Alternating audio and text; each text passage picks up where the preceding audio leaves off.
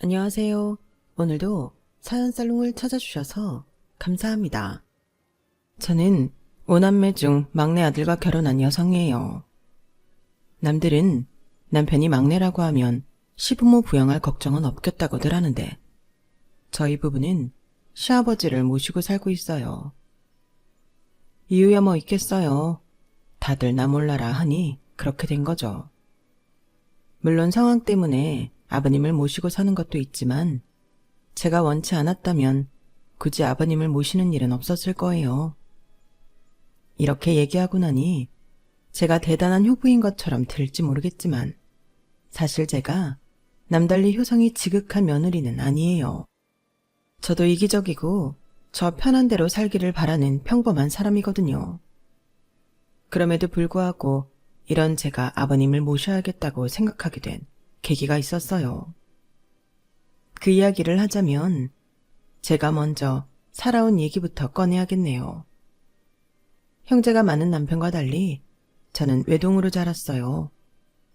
자라면서 곁에 형제가 없어서 외롭기도 했지만 그보다는 엄마 없는 상황이 더 저를 외롭게 만들었어요. 저희 엄마는 제가 6살 때 아빠와 이혼을 하고 집을 나가셨거든요.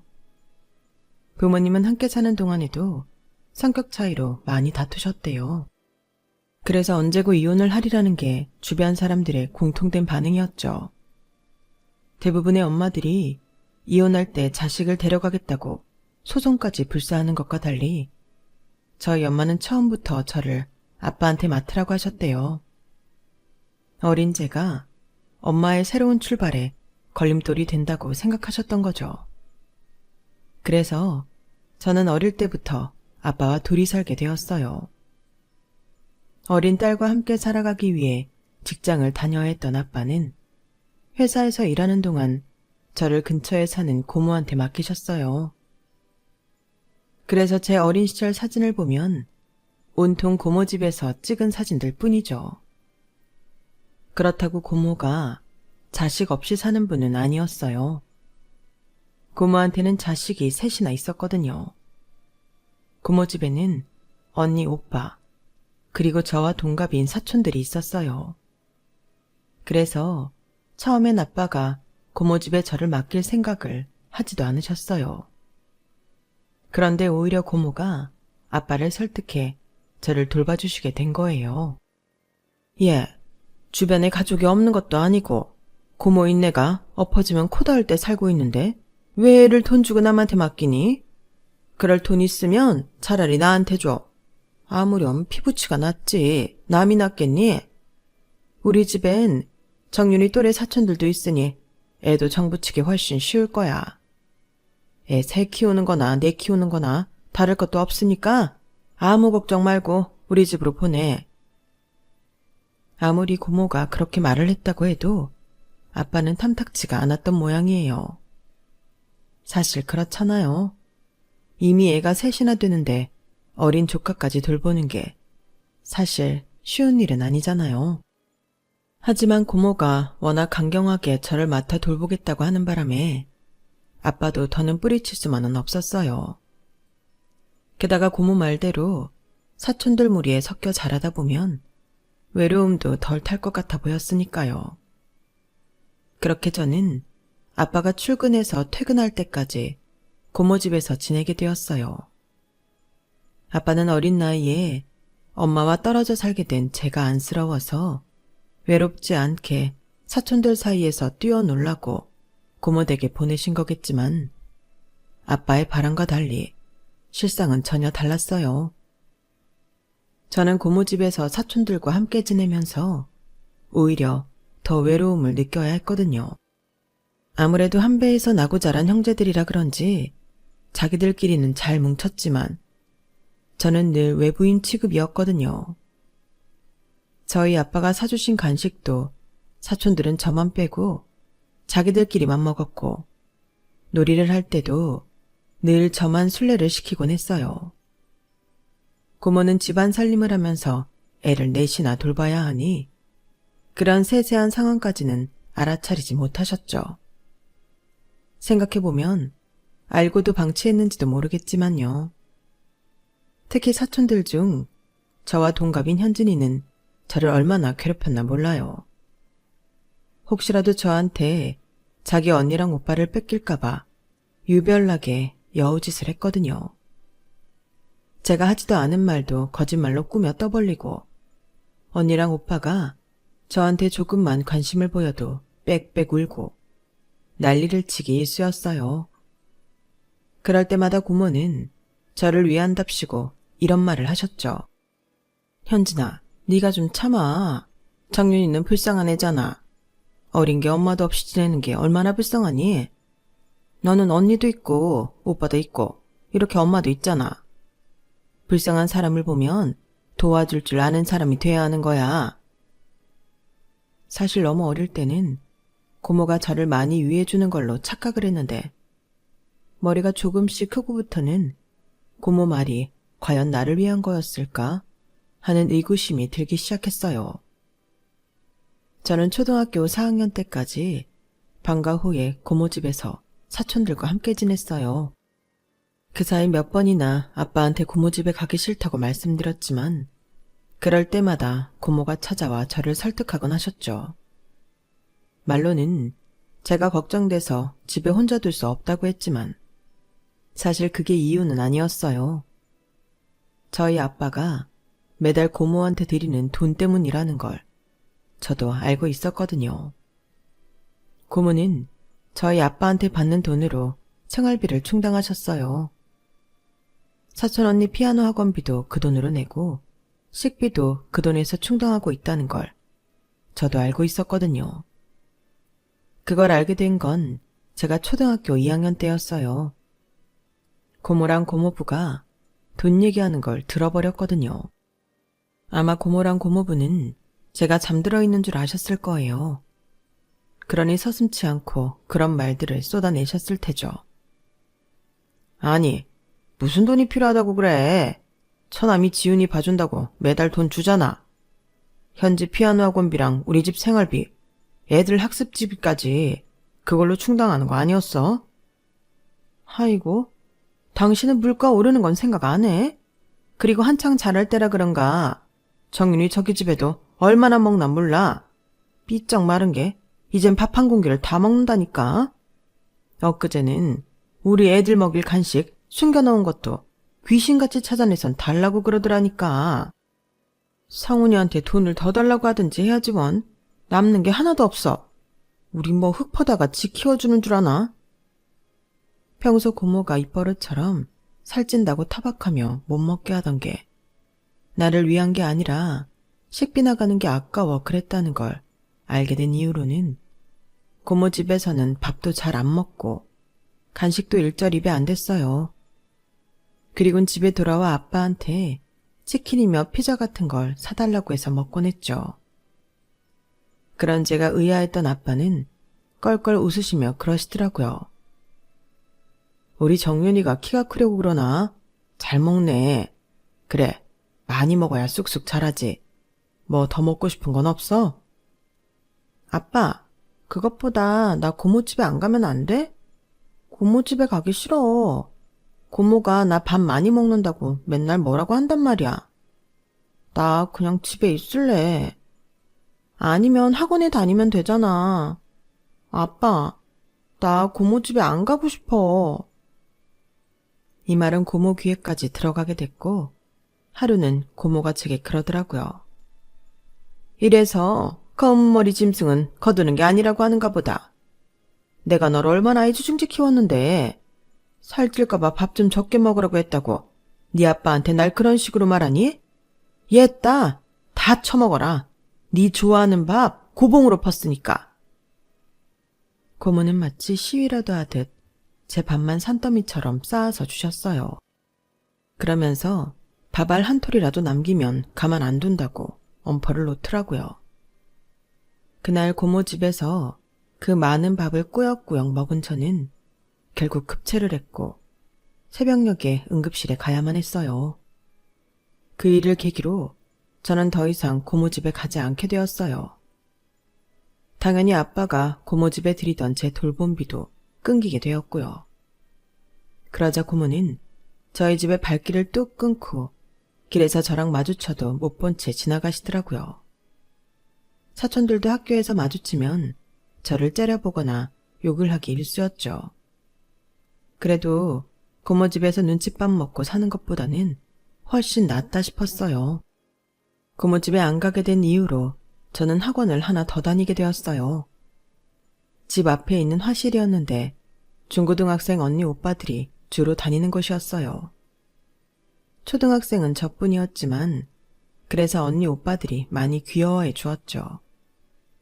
제가 좋아하는 그림도 실컷 그리고 사람들 눈치도 볼 필요가 없어서 좋더라고요. 비록 아빠 퇴근 시간까지 집에 혼자 있을 수 없어서 다니게 된 화실이었지만 덕분에 저는 제 적성을 찾게 되었고 중학교에 들어가서는 본격적으로 예고 입시 미술을 시작하게 되었어요. 그렇게 중3이 되고 예고 입시를 앞둔 어느 날이었어요. 그날도 화실에서 대입 준비를 하는 언니 오빠들과 함께 대생을 하고 있었는데 제 휴대폰으로 전화가 왔더라고요. 아빠가 교통사고로 병원에 계시다는 거였어요. 옆에 어른은 안 계시냐는 말에 화실 원장님을 바꿔드렸죠. 원장님은 한참 통화를 하시더니 저를 데리고 병원으로 향하셨어요. 그렇게 찾아간 병원엔 아빠의 싸늘한 주검이 놓여있더라고요. 처음엔 실감이 안 났어요. 아빠가 돌아가셨다는 것도 그렇고 제가 고아가 됐다는 사실도요. 그저 이 상황을 벗어나고 싶다는 생각뿐이었어요. 그때 원장님이 그러시더라고요. 정윤아, 두려운 건 아는데 오늘이 지나면 아빠를 다시 볼 수 없어. 그러니까 아빠한테 제대로 인사드리렴. 선생님이 옆에 있어줄게. 그렇게 이미 온기가 가신 아빠 손을 잡고 마지막 인사를 할 수 있었어요. 원장님은 저희 아빠 장례를 치르는 동안 내내 제 곁을 지켜주셨어요. 장례식장에 찾아온 고모가 혼자 남은 조카 걱정보다는 남동생 사고로 나올 보험금에 더 열을 올릴 때도 원장님은 제 손을 잡아주셨고 제가 싫다고 하는데도 저를 자기 집에서 키우겠다고 우길 때도 제 곁을 지켜주셨어요. 그래서 장례가 끝난 뒤 고모가 강제로 저를 데려다 키우겠다고 할 때 머릿속에 떠오르는 사람은 원장님밖에 없더라고요. 그래서 화실로 달려가 고모가 원하는 건 아빠가 남긴 재산과 보험금이라는 걸 뻔히 알기 때문에 그 집에 가기 싫다고 울면서 말씀드렸어요. 솔직히 남의 집 일에 끼어드는 게 쉬운 일은 아니잖아요. 그런데도 원장님은 그 귀찮은 일을 마다 않고 해주셨고 덕분에 저는 고모 집에 가지 않을 수 있었어요.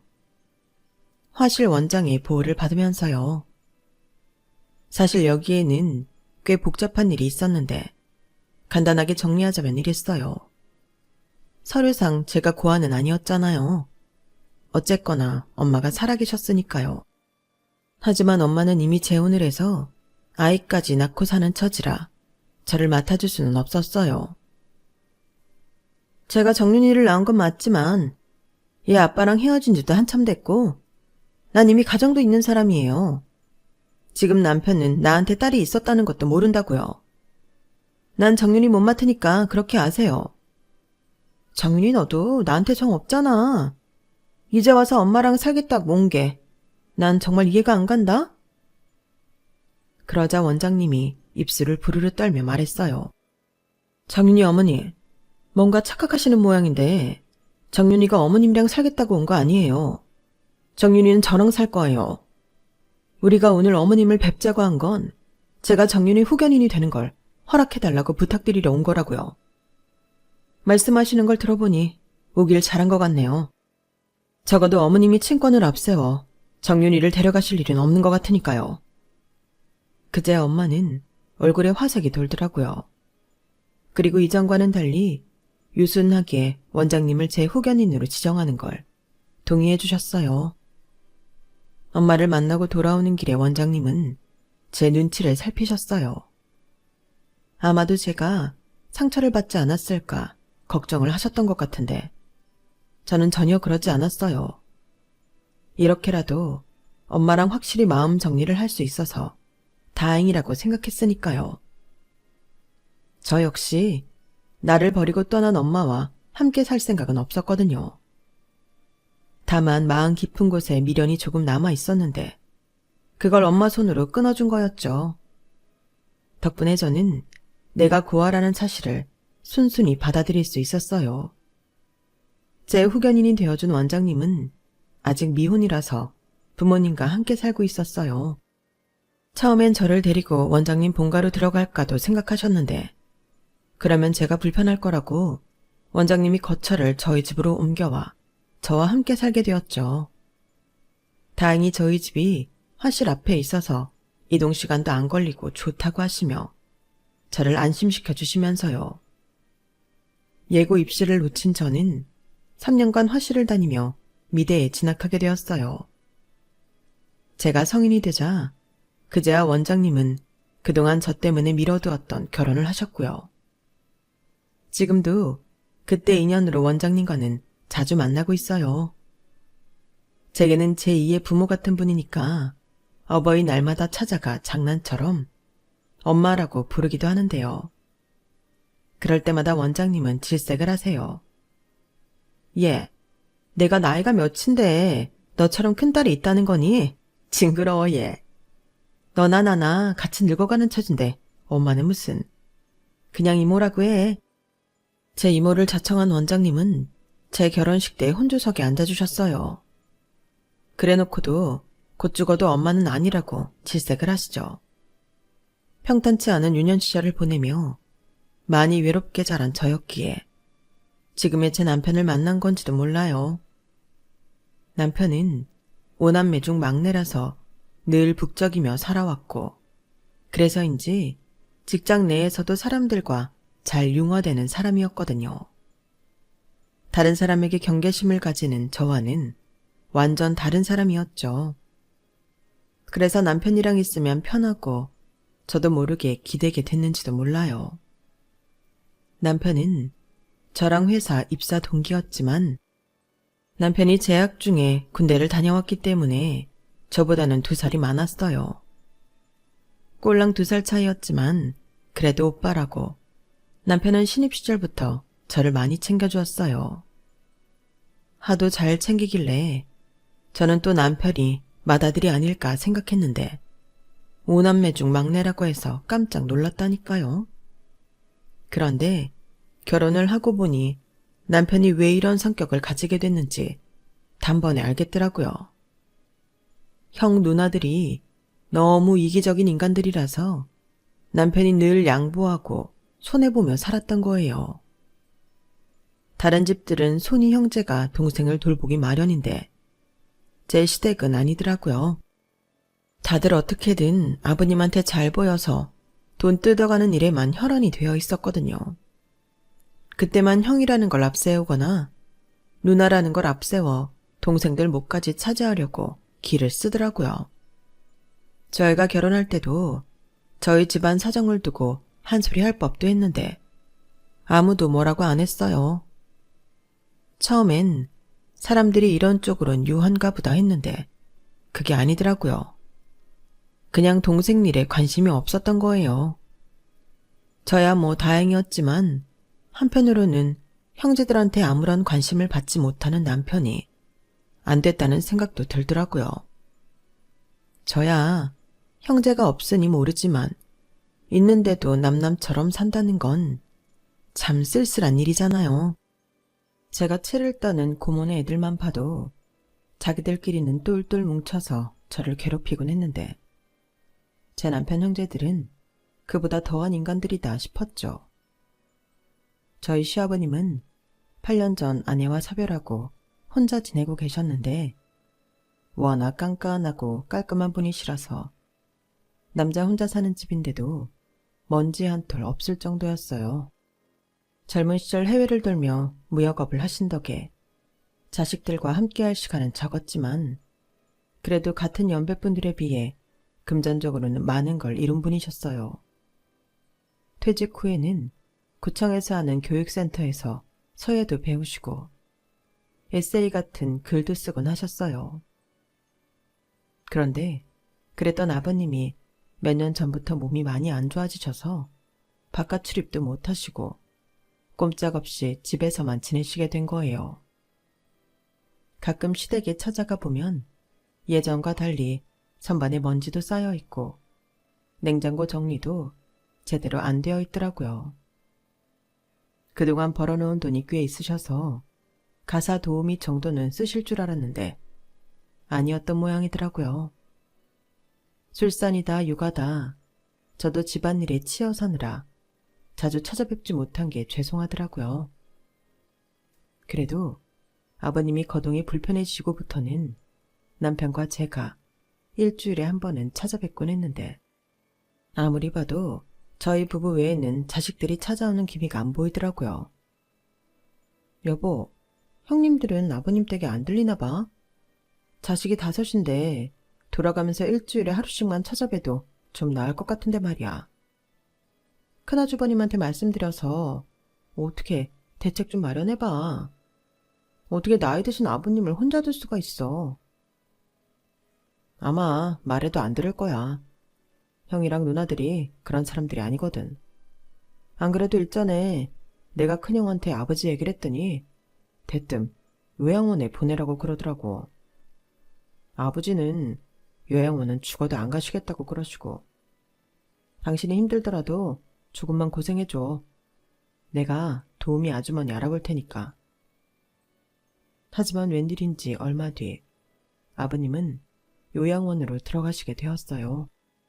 가사 도우미를 쓰자는 남편의 말에 형제들이 그럴 돈이면 요양원에 보내는 게 낫다고 자기들 멋대로 그렇게 해버린 거였죠. 이미 노쇠해진 아버님은 장성한 자식들의 성화에 결국 원치 않는 요양원행을 따르게 된 거였죠. 아버님을 요양원에 보낸 남편의 형제들은 아직 살아계신 아버님의 재산을 자기들 마음대로 건드리기 시작했어요. 아버님이 사시던 집은 리모델링을 해서 큰아주버님과 가족들이 들어가 살게 되었고 양평 별장은 작은 아주버님이 카페로 만들어 장사를 시작하셨거든요. 아버님 소유의 상가에는 큰 신우가 테이크아웃 전문 식당을 차렸고요. 이에 질세라 작은 신우는 아버님이 타시던 외제 차량 고가의 골통품들을 죄다 쓸어서 가져갔어요.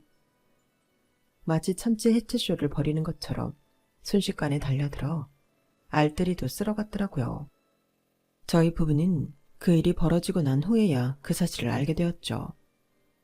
딱히 아버님 재산에 손을 댈 생각도 없었지만 아직 살아계신 아버님을 돌볼 생각도 없는 인간들이 아버님 재산엔 발빠르게 달려드는 꼴이 정말 가짱코 한심했어요. 저런 걸 자식이라고 둔 아버님이 불쌍하다는 생각마저 들었죠. 한 번은 명절에 제 남편이 큰아주버님께 이 일로 한 소리 했더니 그러시더라고요. 엠마, 아버지 돌아가신 후에 유산 정리하면 세금이 얼마나 나오는지 알아? 달래 재벌들이 사전에 재산 나눠갖고 은닉하는 줄 아냐고. 이렇게 세상 물정 모르는 놈이니 아직도 그러고 살지. 너도 임마 하나라도 건질 게 있을 때 서둘러 챙겨. 괜히 나중에 나만 못 받았느니 이런 소리 하지 말고. 마치 자신들이 똑똑하고 부지런해서 아버님 재산을 먼저 선점한 거라는 식으로 떠들더라고요. 그 말에 남편도 저도 완전 질려버렸어요. 그래서 명절에도 시댁 식구들을 찾지 않게 되었죠. 그런데 작년 이맘때였나요? 아버님이 입원해 계시는 요양병원에서 전화가 왔더라고요. 아버님이 많이 위독하시니 가족들 모두 마음의 준비를 하고 오라고요. 전화를 끊자마자 남편과 함께 요양병원으로 달려갔어요. 그런데 세상에 제 남편을 제외한 나머지 형제들 중 단 한 명도 오지 않았지 뭐예요.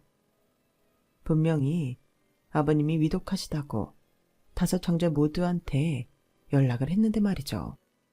산소호흡기를 쓰고 가쁜 숨을 내쉬는 아버님을 보니 가슴 한구석이 뭉클하고 코끝이 쎄해지더라고요. 자식이 없으면 모를까 5이나 되는 자식이 있음에도 마지막을 이렇게 초라하게 맞춰야 한다는 게 같은 인간으로서 너무 안 됐다 싶었어요.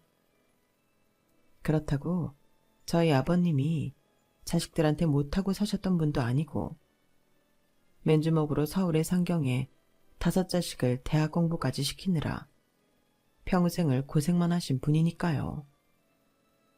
담뱃값 아껴서 애들 참고서라도 하나 더 사보게 하신다고 저희 아버님은 술도 담배도 하지 않는 분이었어요. 그렇게 희생하고 살았는데 마지막에 이런 모습이라니 너무 가혹하다는 생각이 들었어요. 그런데 그때였죠. 침상 밑으로 뚝 떨어져 있는 아버님 손이 보이는 거예요. 그 손을 본 순간 그간 잊고 살았던 기억이 떠오르더라고요. 저희 아빠의 주검을 확인하던 그 순간이요. 교통사고로 상처가 심해 얼굴은 볼 수 없었지만 침상 밑으로 흘러내린 아빠 손은 잡아볼 수 있었거든요. 이미 식어버린 아빠 손을 잡고 마지막 인사를 했던 그때가 떠올라 저도 모르게 눈물을 흘렸어요. 저희 아빠는 이미 세상을 떠나신 후라 어쩔 수 없었지만 아직 살아계신 아버님만큼은 가시는 날까지 돌봐드리고 싶다는 생각이 들었어요. 아빠한테 못했던 자식된 도리를 해야겠다는 생각이었죠. 그래서 아버님 손을 잡고 울먹이며 말씀드렸어요. 아버님, 저 막내 며느리예요. 제 목소리 들리세요? 제가 아빠도 일찍이어이고 엄마한테는 버려진 채 남의 손에 자란 거 아버님도 아시죠?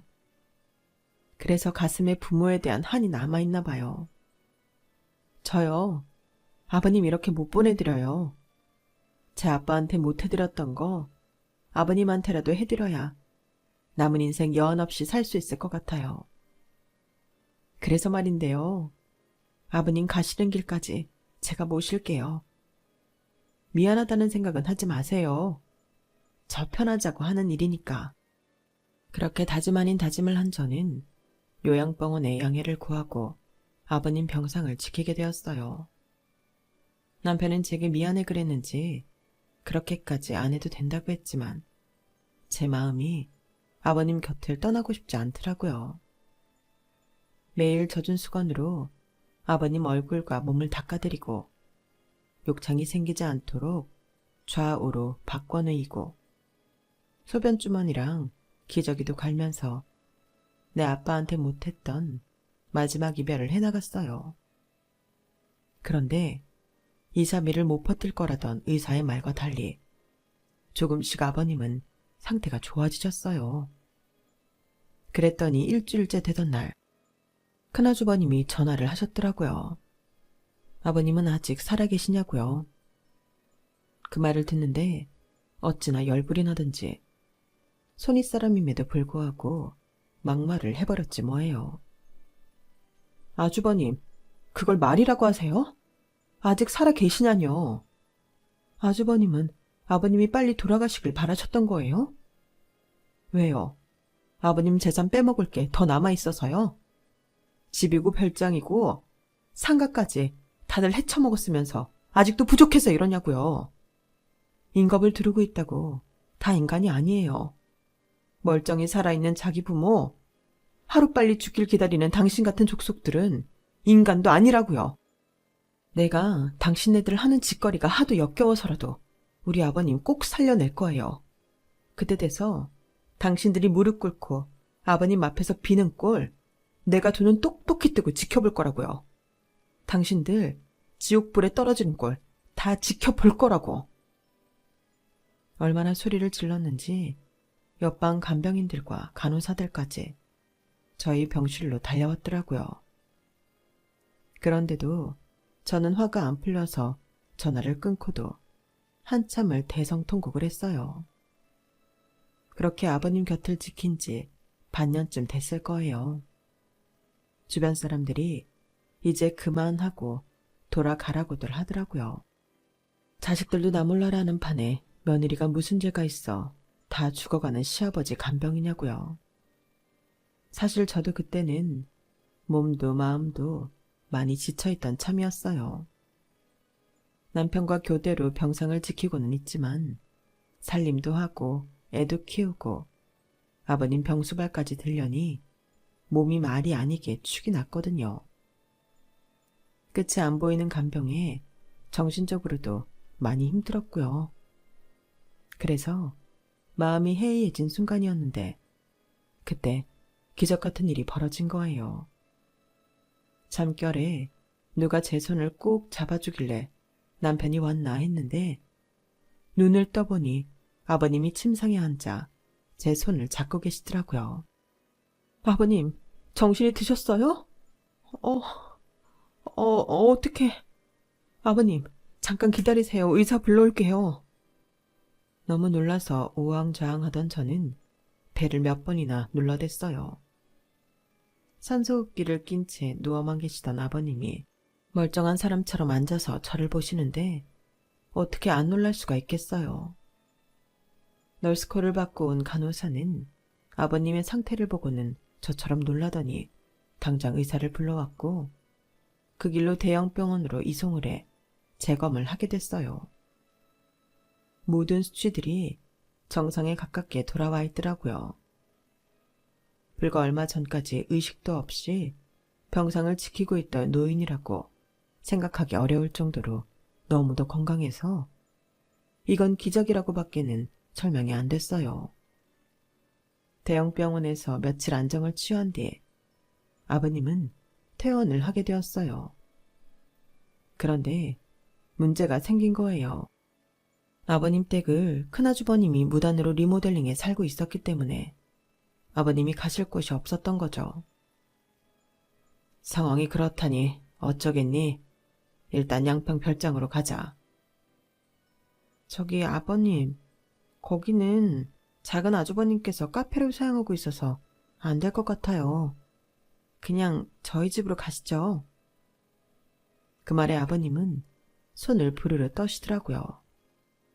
아버님이 요양병원에 계신 몇 년 동안 병원에 코빼기도 보이지 않던 자식들이 당신 재산을 죄다 쓸어갔다는 사실에 무척 화가 나신 모양이었어요.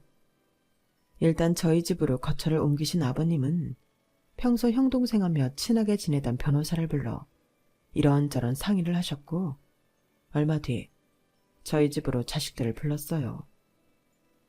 그리고는 자식들 앞으로 하나씩 서류 봉투를 던져주셨죠. 형제들은 봉투를 열어보기 전까지 이제 아버님이 재산을 자식들한테 온전히 넘겨주시나 보다 생각했는데 봉투를 열어보니 엉뚱한 서류가 들어있는 거예요. 서류를 봤으니 다들 알겠지? 그건 그간 나 몰래 네 놈들이 내 재산에 손을 댄 것에 대한 죄값이다. 함부로 내 집을 점거하고 불법 리모델링까지 한 큰애는 복구 비용과 그간 내 집을 불법으로 점거한 거에 대한 비용을 내거라. 그리고 둘째 너도 양평 별장을 원상태로 복구시켜 놓고 그간 불법으로 점거한 비용 및 거기서 얻은 수익의 절반을 가져와. 혜정이는 이번 주 내로 상가를 비우고 그간 불법으로 취득한 수익금에서 인건비를 뺀 금액을 내 계좌로 송금해라. 니들이 내 자식이긴 하나 병든 부모 부양에 어떠한 책임도 지지 않았잖니? 그러니 앞으로도 내 재산에는 관심도 두지 말고 어떠한 권리도 내세울 생각 말아라. 부모도 따지고 보면 남 아니겠니? 그러니 니들이 그동안 나를 나 몰라라 했던 걸 테고. 그래서 나도 나한테 정성을 쏟아 부양한 자식한테만 내 재산을 줄 생각이다. 막내 며느라, 난 내 재산을 다 너한테 주고 싶다.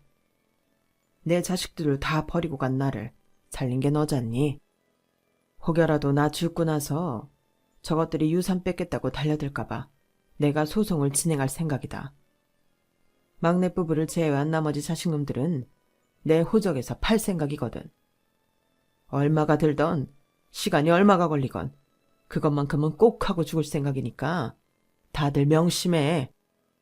아버지, 그런 게 어딨어요. 제가 장남인데 어떻게 호적에서 판단 소리를 하세요. 전 못해요. 호적 못 파요. 아빠, 나도 못해. 나 아빠 딸이잖아. 피 한 방울 안 섞인 며느리한테는 전 재산 다 주시면서 친딸인 나한텐 왜 안 주겠다는 건데. 아빠, 앞으로 내가 잘할게.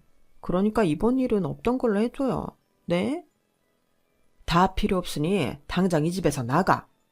나한테는 이제 너희들처럼 이기적이고 인간 같지 않은 자식들은 없어. 돈에 눈이 어두워서 지압이 죽기를 바라는 놈들이 무슨 자식이야. 당장 내 눈앞에서 사라져.